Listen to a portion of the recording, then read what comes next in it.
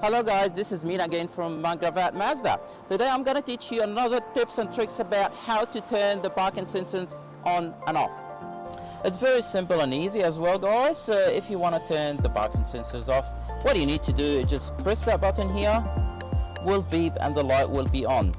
To turn the parking sensors on again, just press the button again here until the lights takes off. Another way of how to turn the parking sensors off and on, just from the main screen here or home screen, you go to settings and you go to safety settings. Just scroll down to parking sensors, and once you untick this square here, the sensor is going to be off. If you want to turn it on again, just tick it again. Simple and easy. Thanks for watching our video guys. We're waiting to see you at Mazda.